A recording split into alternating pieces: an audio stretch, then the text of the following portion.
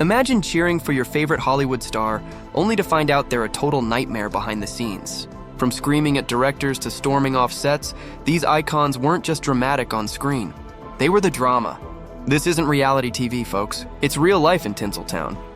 Buckle up, because this list might just ruin your celebrity crush or make you love the chaos even more. The way it was. Number 1, Ryan O'Neal. From heartthrob to Hollywood headache. Ryan O'Neal had the face of a dreamboat and the temperament of a ticking time bomb. America swooned for him in Love Story. But behind the scenes, Ryan was writing a very different script, one full of blow-ups, bust-ups, and burned bridges. His most infamous role, problematic dad. His daughter, Tatum O'Neal, didn't just throw shade, she launched a full emotional exposé. According to her, Ryan wasn't exactly father of the year, more like father of the meltdowns. And it wasn't just family. Ryan had a black belt in on-set conflict, sparring with co-stars like Ali MacGraw and turning romantic drama with Farrah Fawcett into tabloid gold. If there was tension in the room, odds are Ryan brought it. Oh, and let's not forget the arrest, because nothing says leading man like getting busted for drug possession. The charming guy on screen started looking more like a cautionary tale. Ryan O'Neal went from America's sweetheart to Hollywood's maybe we don't call him back. A man who could steal your heart on screen and crush your spirit off it. Number 2, Dennis Hopper, the mad genius you didn't want at the party. Dennis Hopper wasn't just method. He was mayhem in a leather jacket. Brilliant, absolutely. But working with him felt like riding a roller coaster built by someone on acid, known for showing up to set wired, wild, and wonderfully unreliable. Hopper turned film shoots into full-blown survival missions. On Apocalypse Now, director Francis Ford Coppola practically needed a separate crew just to manage Dennis. While the jungle was terrifying, Hopper's antics were the real danger. He argued with everyone. He partied harder than rock bands. He made chaos look like an art form. And yet, his performance is electric, which is probably why people kept giving him one more shot right before swearing they'd never do it again. Offset, it didn't get any better. His friendship with Easy Rider co-star Peter Fonda went up in smoke, just like most of Hopper's bridges. Add in a few failed marriages and addiction problem that could clear out a bar, and you've got yourself the ultimate Hollywood wildcard. Number 3, Shelley Winters, the diva who didn't come to play nice. Shelley Winters didn't just light up the screen, she set it on fire. A powerhouse of talent wrapped in a tornado of opinions, Shelley was the kind of woman who walked into a room and immediately made half of it nervous. Directors intimidated co-stars bracing for impact. Shelley was brilliant, no doubt, but she had zero chill. She didn't just speak her mind, she practically shouted it from the Hollywood hills. And heaven help you if you crossed her. One of her most iconic clapbacks calling Marilyn Monroe the most insecure person I ever met. Ouch. That wasn't just a burn. It was a 5-alarm fire. What started as friendship with Marilyn quickly turned into a full-blown Hollywood feud. Tabloids had a field day. And on set, Shelley ran a tight ship her ship. She didn't collaborate, she commanded. Directors clashed with her. Actors feared her, and PAs probably needed therapy after working a shoot with her. Number 4, Mickey Rooney, Hollywood's pocket-sized tyrant. He may have been pint-sized, but Mickey Rooney packed more drama than a soap opera marathon. Behind that boyish charm and million-dollar smile was a man who had to be the boss on screen, backstage, and probably at the craft services table. Mickey didn't just act, he took over. Directors dreaded his creative input, which usually meant, do it my way or I throw a tantrum. Co-stars exhausted. He was a one-man hurricane in tap shoes. And then there was his love life. 8 marriages. 8. Including a fiery fling with Ava Gardner that could have fueled a Tel Nala. She later described him as jealous and controlling. So basically romantic bliss Rooney style. But wait, there's more. Despite earning millions, Mickey somehow managed to end up broke. Multiple bankruptcies, plenty of finger-pointing at accountants, and zero personal accountability. Classic. A legend, sure, but working with him like juggling chainsaws blindfolded. Mickey Rooney was Hollywood's original lovable menace, a chaos machine in a bow tie. Number 5, Klaus Kinski, the human hand grenade of cinema. If Klaus Kinski was in your cast, 2 things were guaranteed: explosive performances and just plain explosions. Working with him was like lighting a match next to a gas leak. You never knew when he'd blow, only that he would. On set, Kinski didn't argue, he detonated. He screamed at directors, terrorized crew members, and made co-stars question every career decision they'd ever made. He was such a nightmare that Vera Herzog, the director who actually kept working with him once, said he considered hiring a hitman. Yes, a hitman. That's not difficult. That's Netflix true crime level. Kinski didn't just think he was better than everyone else. He said it out loud, constantly. His ego had its own trailer, and while his intensity made for unforgettable performances, it also made everyone else miserable. But the real horror came off screen. His daughter, Polkinski, later accused him of years of sexual abuse. A revelation so disturbing it turned public distaste into outright revulsion. Klaus Kinski wasn't just the most hated man on set. He became one of the most hated names in the industry. A legend. Yes, but one few would ever want to meet. Number 6, Tatum O'Neal. From Oscar darling to Hollywood's wounded rebel, she won an Academy Award at age 10, youngest ever. Cute, charming, unstoppable, until Hollywood did what it does best, eat its young. Tatum O'Neal didn't grow up behind the scenes. She grew up in the scandal. Her relationship with her father, Ryan O'Neal, was less daddy's little girl, more daddy dearest. She accused him of abuse, neglect, and emotional chaos that made tabloid editors weep with gratitude. As if the family drama wasn't enough, Tatum's adult life came with a side of sirens. Multiple arrests, heroin possession, and public meltdowns kept her name in the news for all the wrong reasons. On set, she became known for being difficult, unreliable, and walking a tightrope between comeback and collapse. Directors weren't sure if they were hiring an actress or a liability. Still, Tatum had talent and pain, a lot of it, and while her early stardom faded fast, she never disappeared entirely.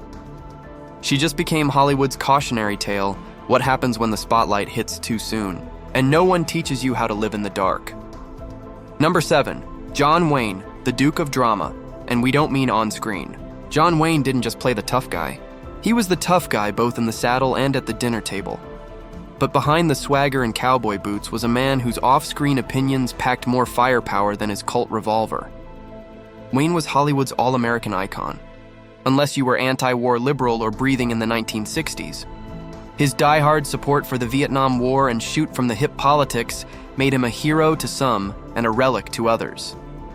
And don't get us started on those controversial comments about race. Let's just say they aged like milk in the Mojave. He wasn't exactly easy to direct either. John Wayne didn't take notes. He took over. Directors like Howard Hawks clashed with his strong-armed style. But what were you gonna do? Tell the Duke? No. His on-screen persona was all grit and glory, but off-screen. It was more like My Way or Get Out of My Saloon. For every fan who loved his old-school masculinity, there was someone else who saw him as out of touch and overbearing. Number 8, Joan Crawford, queen of control and catfights. Joan Crawford didn't just chase perfection. She hunted it down in full glam with claws out. On set, she wasn't just an actress. She was the standard, the schedule, and occasionally the storm. Known for turning every scene into high art and every dressing room into a battlefield, Joan demanded spotless sets, quiet respect, and lighting that obeyed her laws of physics. Directors feared her. Co-stars braced themselves. And if you moved her props, may the film gods help you. Her obsession with control extended beyond the studio. Home spotless, life scripted, public image micromanaged. Joan ran her career like a 5-star general in heels, but her most legendary role, arch nemesis to Bette Davis. Their feud on Whatever Happened to Baby Jane was the Super Bowl of shade. On screen, they played deranged sisters. Off screen, it was Knives Out warfare with lipstick on. Number 9, Claudia Cardinale, the Hollywood rebel who ghosted the fame game. While other starlets were chasing Oscars and studio contracts, Claudia Cardinale looked at Hollywood, shrugged, and said, "No thanks." Glamorous. Gifted and gloriously defiant, she chose art over fame, and Hollywood never forgave her for it. Producers wanted a pinup. Claudia gave them politics, poise, and Italian cinema. While her peers were posing for press junkets, Claudia was working with European AUR who valued acting over ad campaigns. Imagine the audacity. Hollywood didn't know what to do with her. She wasn't hungry for gossip column glory or designer endorsement deals. She wanted depth, not dollars, and that made her dangerous. As a result, Claudia became a legend in Europe and a mystery in America. To US audiences, she wasn't a scandalous tabloid queen or a studio puppet. She was elusive, elegant, untouchable, which, let's face it, probably made her even cooler. Number 10, Robert Blake. From Emmy winner to murder trial headliner, Robert Blake had one of those faces. Classic, tough, unforgettable. But by the 2000s, no one was talking about Beretta. They were too busy watching his real-life crime drama unfold in the courtroom. In 2001, Blake's wife, Bonnie Lee Backley, was found shot dead in his car outside a restaurant. Blake claimed he went back inside to get a gun. He forgot, and came back to find her murdered. Convenient. The jury thought so. The public even more suspicious. He was arrested, charged, and thrown into a media firestorm that made OJ look like a warm-up act. Though acquitted in criminal court, Blake was later found liable in civil court. Translation: he walked free, but his reputation never did. Even before the murder scandal, Blake was that guy on set, short-tempered, combative, and allergic to direction. Directors rolled their eyes. Co-stars kept their distance. Hollywood had already started ghosting him long before the headlines hit. From child star to prime suspect, Robert Blake's story became less about scripts and more about suspicion. In the end, he didn't just kill his career, he buried it under courtroom drama. Number 11, Elizabeth Taylor, Queen of Diamonds and Divorce Court. Elizabeth Taylor didn't just steal scenes. She stole headlines, hearts, and maybe a husband or two. With 8 marriages to 7 men, she turned matrimony into a hobby and scandal into an art form. Her love story with Richard Burton, Hollywood's ultimate roller coaster. Passion, public fights, diamonds the size of fists, a divorce, and then another marriage to the same guy just for the sequel. The paparazzi had a permanent stakeout outside their lives, but Liz wasn't just famous for love affairs. Her jewelry collection could bankrupt small countries. The Taylor-Burton diamond alone was so huge it had its own zip code. To some, she was pure glamour. To others, she was what happened when Hollywood got drunk on its own sparkle. Critics said she was too dramatic, too extravagant, too much. But wasn't that kind of the point subtlety was for amateurs? Elizabeth Taylor lived life like a Technicolor epic, and every scandal only added to her legend. She won Oscars, wore tiaras to lunch, and married like it was a competitive sport. Was she messy? Absolutely. Was she unforgettable even more so? Number 12, Roman Polanski, the director who fled the final act. Roman Polanski directed some of cinema's greatest thrillers, but his real-life plot twist outshined them all. In 1977, he was arrested on serious charges involving a minor. The courtroom was buzzing. The tabloids were foaming, and before sentencing, Polanski did what few dare. He skipped town as in fled the country. He's been living the international fugitive life ever since. Alice director, yes. Wanted man, also yes. While some still toast his film genius, others ask, why are we still giving this guy standing ovations? Hollywood's response: a mess of moral gymnastics. Some defended him, others distanced themselves. Meanwhile, Polanski kept winning awards in absentia. Naturally, Roman's story proves one thing. Even in Tinseltown, some scripts go way off book, and this one's still unfinished. Number 13, Frank Sinatra, chairman of the Board of Rage. Frank Sinatra had the voice of an angel and the temper of a nightclub bouncer. One second he was crooning, "Fly Me to the Moon." The next he was throwing punches at photographers for snapping a bad angle. Reporters, he loathed them. Waiters better get the drink order right. Friends, tread lightly. Frank's fuse was shorter than his signature tux pants. And let's talk mob rumors. Old Blue Eyes had more shady connections than a noir film. Dinners with known mobsters, check. Whispers of favors and favors returned, double check. If you needed a gig or someone taken care of, Sinatra might have had a guy. Romantically, he was a human carousel. 4 marriages, countless affairs, and a tabloid career to match his musical one. Sinatra loved hard-partied harder and left chaos in his wake. He may have done it his way, but it wasn't always the right way. Number 14, Lana Turner, the glamour girl with a body count. Almost Lana Turner had the looks of a goddess and the life of a tabloid fever dream. She wasn't just a star, she was an event. And nothing proved that more than the night her 14-year-old daughter stabbed Lana's gangster boyfriend to death. Yes, really. Johnny Stompanato was no boy. Next door, he was Lana's violent mob-connected lover. After one too many explosive fights, Lana's teenage daughter, Cheryl, did what most Hollywood screenwriters wouldn't dare. Grabbed a kitchen knife and ended the drama literally. The courts called it justifiable. The press called it juicy. Hollywood called it careering. Even before the blood hit the headlines, Lana had a diva rep that sparkled just as much as her gowns. She clashed with directors demanded the best and had little patience for amateurs. Difficult maybe, high maintenance absolutely, but she looked incredible doing it. Lana Turner didn't just star in movies, she lived one. Every scandal, every set meltdown, every heartbreak was headline material. And through it all, she stayed flawless. Because in Lana's world, drama wasn't a problem. It was the brand at number 15, Faye Dunaway. The diva who took method acting to war. Faye Dunaway didn't act, she descended. Commanding, brilliant, terrifying. Working with her was like lighting a match near gasoline risky explosive and guaranteed to leave a mark. On the set of Mommy Dearest, she didn't just play Joan Crawford, she became her. Crew members swore she never broke character, which might explain the shouting fits, flying insults, and the lingering fear in everyone's eyes. Method acting, more like psychological warfare. Faye demanded perfection. And if you couldn't deliver, she'd deliver a tantrum instead. Directors dreaded her.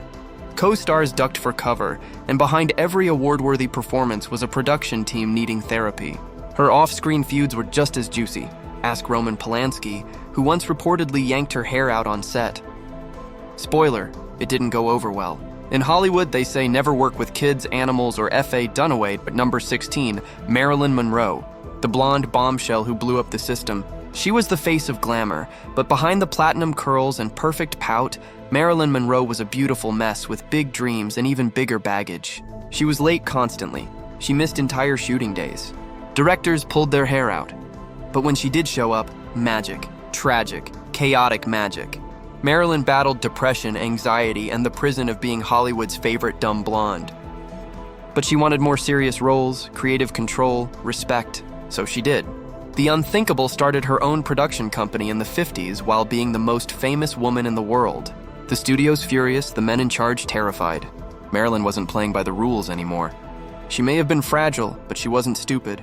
Marilyn Monroe fought for her voice even when it cracked. Number 17, Marlon Brando, the method actor who ghosted reality.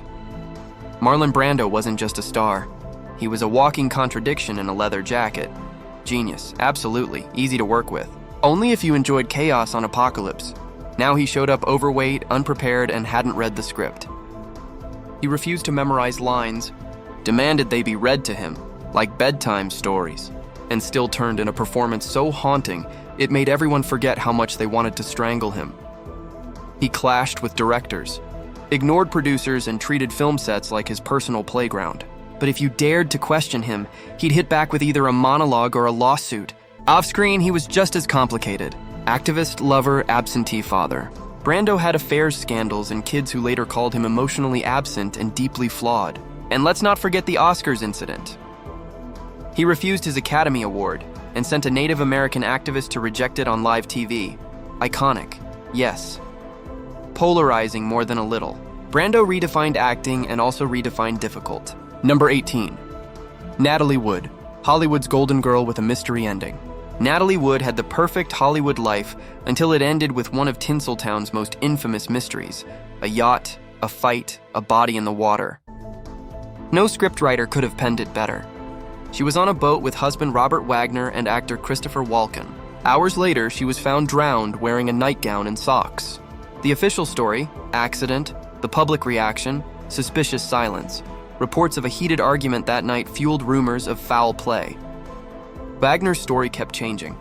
Wallen stayed cryptic, and investigators looked more confused than a soap opera cast during a plot twist. The case was reopened in 2011. Wagner was named a person of interest, but no charges were filed, which only made things juicier. Was it an accident? A cover-up? A Hollywood tragedy with a third act still missing? Even in death, Natalie Wood remained the ultimate enigma. A star who went out the way she lived, surrounded by glamour, shadows, and whispers. Number 19. Judy Garland, the star who got trapped somewhere over the rainbow. Judy Garland sang Somewhere Over the Rainbow. But real life gave her a storm cloud and a bottle of pills. Pushed into stardom as a child, Judy was Hollywood's favorite doll, drugged to stay thin, perked up for late shoots, and sedated to sleep. The studios called it managing talent. Psychologists today call it a mental health disaster. As she grew up, Judy didn't just carry a tune, she carried trauma, addiction, divorce, depression, you name it, she lived it. On set, she was magnetic but unstable. One day, she lit up the screen. The next, she didn't show up at all. Her 5 marriages could have filled a soap opera season, and her breakdowns filled tabloids. But through it all, that voice aching, raw, unforgettable never left her. Judy Garland wasn't just a tragic starlet. She was a warning label, a legend,